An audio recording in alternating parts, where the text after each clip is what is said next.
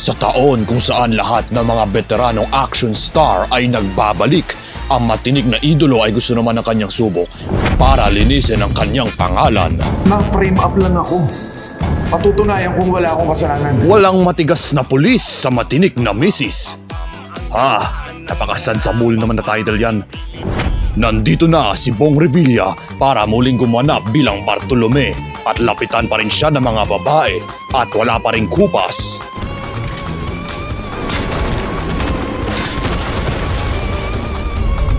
At meron na silang anak ng kanyang misis at nakakagulat lang dahil delikado na yung posisyon ng ari niya ng halos 3 dekada.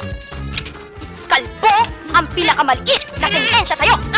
Pero ang isang veteranong action star ay hindi kasing galing kung wala itong kontrabida, kaya pinagbibidahan din siya ng maiinit na veteranong artista. Takot sa asawa! Andres Tisaya! O kaya mga malabahag na buntot na kontrabida. Bakit pare? Boy, pa ako, bebendisyonan nyo na ako! Ayoko! Babagong buhay ako sa'yo, promise! Ayak! Kung nilayo mo siya doon sa gari na yon, wala sanang problema. Lahat pinamumunuan ng surprise kontrabida na si Yogo Salazar, ginampanan ni Bitoy, casted para manipulahin ka na magustuhan mo yung karakter. Idol!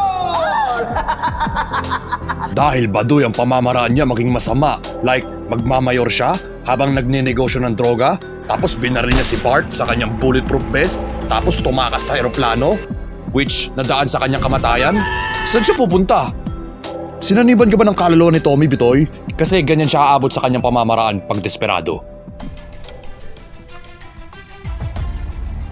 Miracle cure ito para sa cancer. Pero alam ng lahat ang pinakamatinik na kalaban ni Tolome ay ang kanyang misis at obvious naman yon. Pero sa ngayon, mas nerf na si Bong dahil misogynistic siya dati di tulad ngayon. Puro ka lang pa na forma eh! Baka sungaling ko yung uso mo! Ako Bart, delikado yung cancel culture ngayon. Dali, magbudots ka! Wala ka pa rin kupas, Bong. Kahit sa politika, tanggap ka pa rin sa lagay mo.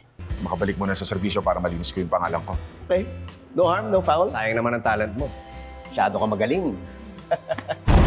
Starring Simps of Bart, The Stolen Wife, Sir, pareho pala tayo ng misis. The One That Got Away, Jimmy McGill, Heisenberg, Mario Toad and Luigi, Robin Padilla, and Sinaktan Mo Ang Puso Ko. Men in Budots. Kailangan nyo na mas nakakaintimidadong kontrabida sa inyong Season 2 ng iyong quality action serye? Tawagan nyo si Jay Manalo. Medyo mo mahirap tanggalin pero bagay na bagay naman sa'yo eh.